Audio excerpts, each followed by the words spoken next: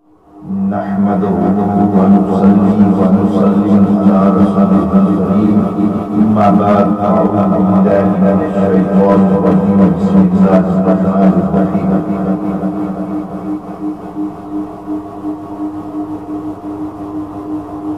آگے بائے شرعی حیثیت بیان کرنے کے بعد مزید تمام معاملات کا درس شروع کرنے سے پہلے ہم قرآن حکیم کی سورہ قاف کے اندر آیت نمبر 60 سے 83 اللہ رب العزت نے ایک واقعہ بیان فرمایا ہے. اس سے استدلال کرتے تمثیلاً احوال کی طرف توجہ دلاؤں گا تاکہ آگے دروس کو سمجھنے میں آسانی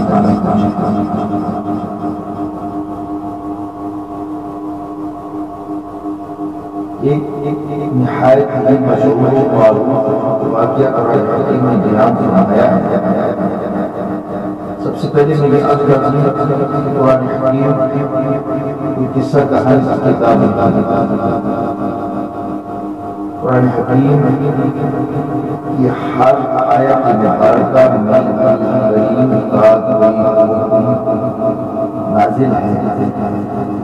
حکم ارشاد ہے جو ہمارے لیے قابل عمل صرف اسے سمجھنے اور غور کرنے کی ضرورت ہے. جس طریقے سے آقا علیہ السلام ارشاد فرمایا دین کی سمجھ کی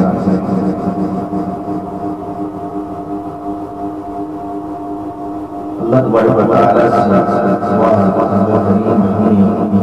دین سمجھنے کی توفیق نصیب فرمائے. قرآن حکیم میں واقعہ کا شروع ہے حدیث سے پاک آیا ہے. ابی بن کعب رضی اللہ تعالی عنہ سے روایت ہے کہ آقا علیہ السلام نے ارشاد فرمایا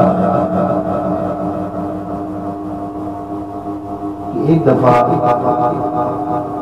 حضرت موسیٰ علیہ السلام اپنی قوم بنی اسرائیل میں کھڑے ہوئے تو قوم نے سوال کیا کہ تمام انسانیت میں سب سے زیادہ علم والا کون ہے؟ تو آپ نے فرمایا کہ انسانیت کے اندر سب سے زیادہ علم والا بندہ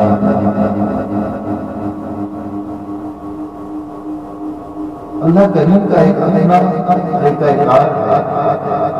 اللہ نے اپنے تمام انبیاء کی تربیت کے لیے ایسے واقعے رونما فرمائے جن سے ان کی تربیت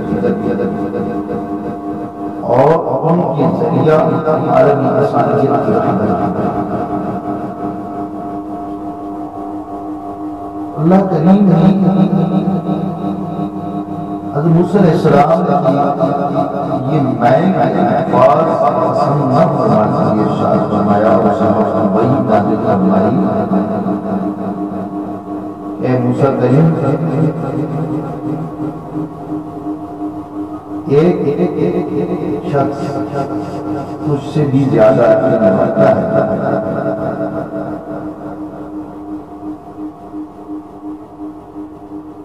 موسیٰ علیہ السلام نے کہا کون شخص ہے مجھ سے زیادہ علم رکھتا ہے؟